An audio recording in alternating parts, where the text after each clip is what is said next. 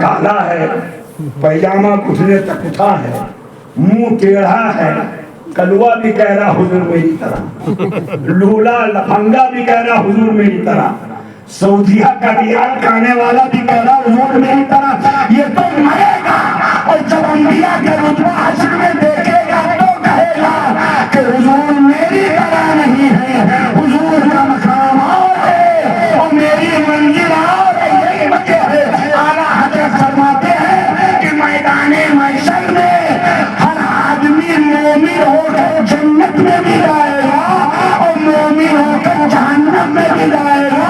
یہ اور بات ہے، درجے الگ الگ ہوں گے، ہم بن دیکھے مومن بن کر گئے ہیں اور وہاں بھی دیکھ کر مومن بنے گا۔ اعلیٰ حضرت فرماتے ہیں آج لے ان کی پناہ، آج مدد مانگ ان سے، کل نہ مانے گا قیامت میں۔ بہت خوب، سبحان اللہ۔ عرش کے سائے میں انبیاء کے لیے نور کے منبر بنیں گے، زور سے بولو تو توڑے حیثیت کے بات کری تھا، للو پنجون آئے ہو اور اگر وہ کموا کر دو تو بن جاؤ۔ قسم خدا کی میدان محشر میں اگر مصطفیٰ نے اپنا چہرہ آپ کی طرف سے پھیر لیا تو پھر آپ کی کوئی شفاعت کرنے والا نہیں رہے گا۔ سب سے پہلے شفاعت کا دروازہ میرے حضور ہی سے کھلے گا، سبحان اللہ، حضور ہی سے کھلے گا۔ حضور تیرے لیے بہت جگہ اور حضور کی چاہت نے تم کو اس مقام پر کھڑا کر دیا۔ نور کے منبر بنیں گے، سارے انبیاء بیٹھیں گے۔ میرے حضور کے بعد نبیوں میں جس کا مرتبہ بہت بڑا ہے اسے ابو الانبیاء حضرت ابراہیم خلیل کہا جاتا ہے۔ بہت بڑا رتبہ ہے۔ میں نے پڑھا کہ جب اللہ فرمائے گا خلیل تم بھی بیٹھ جاؤ، یہ تمہارے لیے منبر سجا، یہ تمہارے لیے کرسی سجائی گئی، زمرد، ہیرے، موتی، سونے، چاندی کی۔ تو حضرت ابراہیم علیہ السلام کھڑے ہیں، بے چین لگیں گے، بے چین۔ تو اللہ فرمائے گا خلیل بیٹھتے کیوں نہیں؟ میدان محشر میں نور کی کرسی پر تمہیں خدا بٹھا رہا ہے، بیٹھ جاؤ۔ حضرت ابراہیم خلیل عرض کریں گے مولا سکون نہیں ہے، مولا سکون نہیں ہے، نور کی کرسی پر حشر کے میدان میں اور اس کے اوپر عرش کا سایہ، اور کہہ رہے سکون نہیں ہے۔ اے خلیل تو بتا تجھ کو سکون کہاں ملے گا؟ سبحان اللہ، سبحان اللہ، کہاں سکون ملے گا؟ نوجوانوں تم نے اپنے آپ کو سمجھا کیا ہے؟ حضرت ابراہیم خلیل عرض کریں گا مولا مجھ کو اس نور کی کرسی پر نہ بٹھا، مجھے ادھر بھیج دے جدھر تیرے حبیب کی امت نظر آ رہی ہے۔ سبحان اللہ، سبحان اللہ، ادھر بھیج دے جدھر تیری حبیب کی امت نظر آ رہی۔ اے خلیل ایسا آپ نے کہا کیوں؟ ایسا کیوں کہا؟ علماء تبصرہ کرتے اس لیے کہ اس وقت جس وقت حضرت ابراہیم خلیل یہ تمنا کریں گے اس وقت رب کی رحمت کی پوری توجہ اپنے حبیب کی امت پر ہوگی، بے شک، سبحان اللہ، پوری توجہ۔ اور اللہ فرمائے گا ان رب استثارنی فی امتی ماذا افعل بہم، حبیب تو بتا تیری امت کے ساتھ تیرا پروردگار کیا کرے؟ تو بتائے میدان محشر میں تیرے لیے تیرا رب اپنے حبیب سے مشورہ کر رہا ہے۔ اللہ کے حبیب کہیں گے فقلت ما شئت یا ربی ہم خلقوں کا وہ عبادت تھا، تو میں نے کہا مولا جیسا تو چاہے ویسا بے شک، بے شک، جیسا تو چاہے ویسا۔ اگر یہ میری امت ہے تو تیرے بندے بھی تو ہیں، بے شک، تیرے بندے بھی ہیں۔ اب اللہ نے ابھی کوئی عذاب وغیرہ نہیں، بڑے بڑے دقت گنہگار ہوں گے ہم جیسے۔ فاستثارنی ثانیۃ، تو رب دوسرے بار مشورہ کرے گا فقلت لہ کذالک، تو حبیب نے فرمایا پھر میں ویسے کہوں گا جیسے پہلے کیا تھا۔ فاستثارنی الثالثۃ، تو تیسری بار مشورہ کرے گا فقلت لہ کذالک، تو اللہ کے حبیب کہتے کہ پھر میں وہی کہوں گا۔ تو اللہ تعالیٰ فرمائے گا میرے حبیب اپنی امت سے کہہ دو کہ میں انہیں جنت عطا کر رہا ہوں۔ سبحان اللہ، 70 ایسے لوگ، 70,000 لوگوں کو بلا حساب و کتاب میں جنت دے رہا ہوں۔ کیا دے رہا ہوں؟ زور سے بولو، جنت دے رہے۔ समंदर में से 25-50 बाल्टी निकाल लो तो समंदरवा सूख जाएगी। इतनी बड़ी उम्मत और 70,000 लोगों की मगफिरत। कारी सलाहुद्दीन से पूछो क्या असर पड़ेगा। बेशुमार उम्मत में बेशुमार अफराद हैं। हुजूर के ज़माने से लेकर अब तक, अब से लेकर क़यामत तक जितने लोग पैदा हुए सब हुजूर की उम्मती हैं। तो अल्लाह फरमाएगा हबीब ऐसा नहीं है।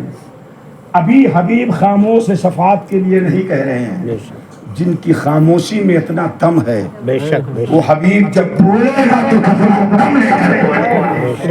अल्लाह के हबीब खामोश है। अल्लाह फरमाएगा 70,000 लोगों को मैं जन्नत दे रहा हूँ। अरे हबीब मान जा, तेरे ही लिए तो ये बाजार सजी है, मान जा। और हर 70,000 को 1,000 की टोली में बांट दे तो हर 1000 वाला अपने साथ 70,000 लोगों को जन्नत में ले जाएगा। सुभान अल्लाह, सुभान अल्लाह। अब भी तो कम है, अब भी तो कम है। तो अल्लाह फरमाएगा ए हबीब, हबीब तू राजी हो जाए। अंबिया लगे हैं खुदा राजी हो जाए और खुदा लगा है कि मेरा हबीब राजी हो जाए। मेरा खुदा मेरा हबीब राजी हो जाए। अल्लाह फरमाएगा मेरे हबीब, मेरे हबीब, मेरे हबीब अब तू जैसा चाहे वैसा करे। सुभान अल्लाह, जैसा चाहे वैसा करे। इसलिए मैं तेरी रज़ा चाहता हूँ। रसूलुल्लाह के सहाबा ने पूछा ए मेरे हबीब आप राजी कब होंगे? जोर से बोलो, राजी कब होंगे, कब राजी होंगे? मेरे हबीब ने फरमाया मेरे सहाबा मैं उस वक्त राजी होगा जब मेरी कुल उम्मत जन्नत में चली जाएगी। सुभान अल्लाह, जब मेरी कुल उम्मत जन्नत में चली जाएगी। याद की हैसियत का हाल यह है तो हज़रत जिब्रील नूरानी तस्वीर में सजाकर पर पे रख करके और उस सवाब को करम मोहम्मद की माँ और सारे मोमिन के माँ बाप के कब्र में दाखिल होंगे। सुभान अल्लाह, क्या होंगे? दाखिल होंगे। बड़ी प्यारी गुफ्तगू इन्होंने फरमाई। हुजूर जिंदा थे, बेशक आए रहेंगे हक और हश्र के बाद भी रहेंगे। बेशक। हाँ वहाबी कहीं हमारे लिए हदीस कुरान है, चिल्लाता रहे ऐसे न मानने का कोई इलाज है। उनको तो अल्लाह की मार ही समझाएगी। जब पढ़ेगा ना तो कहेंगे हाय मैं मान लिया होता तो आज सुन्नियों की तरह मैं भी बड़े आराम में रहता। अपने मज़हब को हल्के में मत लीजिए। पूरी दुनिया में जितने मज़ाहिब हैं उसमें सबसे सच्चा मज़हब इस्लाम है और जितने के नाम के मुसलमान हैं ये सब नाम के रस्मी मुसलमान है। हकीकत में सच्चे मुसलमान वही है जिसे सुन्नी मुसलमान कहा जाता है। सुभान अल्लाह, सुभान क्या अल्लाह। कहा जाता? सुन्नी मुसलमान। जोर से बोलो सुन्नी, और जोर से बोलो सुन्नी। हाँ ये मत उधर लपक छपक और चाइना की चमक मत देखना। हाँ ये ढोल ताशे से इस्लाम नहीं फैला है। इस्लाम कैसे फैला है इन हमारे उलमा से पूछो। जोर से बोलो सुभान अल्लाह, जोर से बोलो। क्या मैं कह रहा था? बस खत्म। क्या मैं कह रहा था?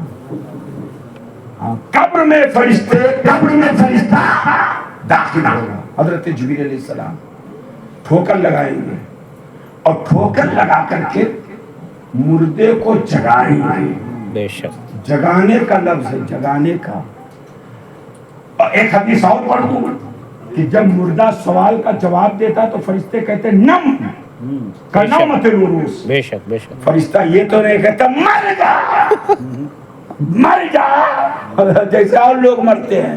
ये नहीं नम कनौमतुरूस, सो जा जैसे दुल्हन सोती है। सुभान अल्लाह। ये नहीं कहा कि सो जा जैसे आम लोग सोते हैं। दुल्हन के सोने का अंदाज अलग है। दुल्हन सोती है मगर ये तमन्ना लेकर सोती है, आंख बंद रहती है और उसका पूरा वजूद बेदार रहता है कि अभी मुझे जगाने वाला सरता जाएगा, मेरे सर का सुहाग आएगा।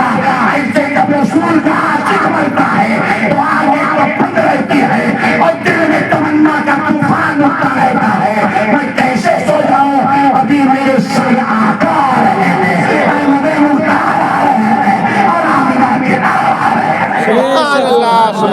اللہ ماشاءاللہ جزاک اللہ نعرہ تکبیر، اللہ اکبر نعرہ رسالت، یا رسول اللہ نعرہ اعلیٰ حضرت زندہ باد زندہ باد۔ اچھا ہے مرے ہوئے کو جگایا جاتا ہے، آپ کیا کوئی مرے گا؟ اٹھ بھیا اٹھ، اے بھیا اٹھ، یہ تیرے لیے کھانا لایا ہوں، دال بھات کھا لے۔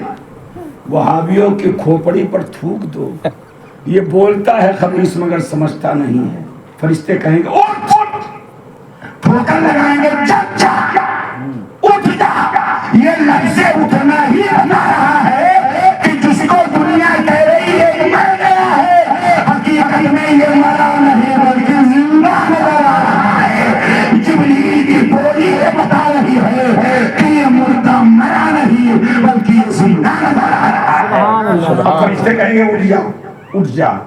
اب جب اٹھے گا نا تو حدیث شریف میں نے پڑھا ہے، قاری صلاح الدین صاحب کے نام اس سے زیادہ جانتے ہیں، وہ آنکھ میچتا ہوا، مردہ بھی آنکھ میچتا ہے، رک جاؤ دلیا بھتیا کھائے گی، رک جاؤ 5 گھنٹہ سوئی تھا۔ اچھا آنکھ کون میچتا، مردہ کے زندہ؟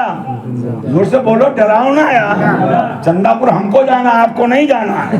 آنکھ وہ میچتا ہے، آنکھ وہ میچتا ہے، زندہ کے مردہ؟ اگر آج تک کسی مردے نے بھی آنکھ میچائی کی ہے نہیں کیا ہے تو زندے میں کیا۔ حدیث شریف میں ہے کہ وہ آنکھ میچتا ہوا اٹھے گا، آنکھ میچتا ہوا اٹھے گا۔ اور دوسری روایت میں پڑھی ہے وہ فرشتہ جب اٹھے گا تو اس کو عصر کا وقت معلوم ہوگا، بے شک کہ سورج ڈوبنے والا، کہے گا اے فرشتوں چھوڑ دو چھوڑ دو، میں ذرا سا عصر کی نماز پڑھ لوں۔ مگر کون یہ عید گئے ہوئی ہیں، عیدیت بھی سجدہ چھوڑ جاتا۔ ایک ملا کہیں ذرا میرے لوا دعا کہی جو، ہم 36 سال کے ہو گئے 4 عید پڑھے ہم۔ ہم نے کہا بڑا کمال کا آدمی ہو، جمعہ تو کہا حضرت کیا بتائے، نہاتا ہوتا پھر سو جاتا، بدن ہلکا ہو جاتا، بس سو جاتا، تو جمعہ وغیرہ نہیں پڑھا۔ ہم نے کہا اللہ تجھے معاف کرے، میں تجھے خدا کی رحمت کے حوالے کر رہا ہوں۔ کہا مگر میں سچا مسلمان ہوں۔ تو ہم نے کہا ایسے مسلمان بہت ملتے ہیں، جاؤ اللہ تمہیں معاف کرے۔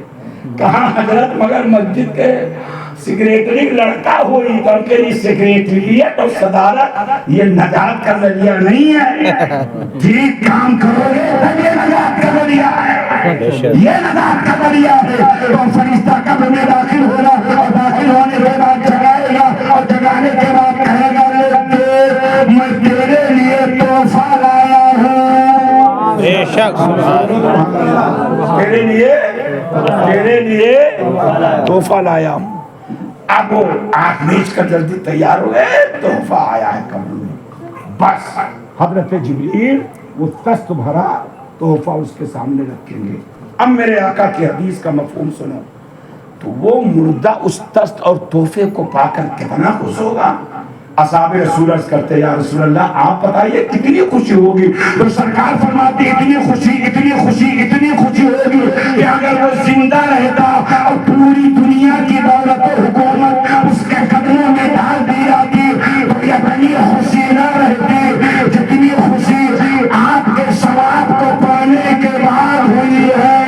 سبحان اللہ سبحان جتنی اللہ، خوشی آپ کے ثواب کو پانے کے بعد ہوئی ہے، پتہ یہ چلا ایصال ثواب یہ برحق ہے، یہ اعلیٰ حضرت کا کوئی منگھڑت عقیدہ نہیں ہے اور انہوں نے ایجاد نہیں کیا ہے، بلکہ اس کا ذکر جہاں قرآن میں ہے وہی حدیث خیر الانام میں ہے، اور اس کا ذکر میرے حضور نے کیا ہے اور میرے پروردگار نے کیا ہے۔ انہی چند باتوں کے ساتھ میں آپ سے رخصت ہو رہا ہوں۔ میں ان نوجوانوں سے گزارش کروں گا بیٹا اپنے کردار کو علی کے کردار کے ساتھ سجا لو۔ میں اپنی بیٹیوں سے چلتے چلتے کہوں گا اپنی صبح کو، اپنی شام کو، اپنے دن کو، اپنی رات کو فاطمہ کے کردار میں ڈھال لو تاکہ یہاں بھی کامیاب رہو اور وہاں بھی کامیاب رہو۔ میں دعا کرتا ہوں اللہ تعالیٰ اس محفل کے صدقے میں کرم محمد صاحب کی والدہ مرحومہ کی مغفرت فرمائے اور اس میں جتنے لوگ رہتے ہیں اللہ سب کے گھروں کے مردوں کی مغفرت فرمائے۔ وما علینا الا البلاغ۔ السلام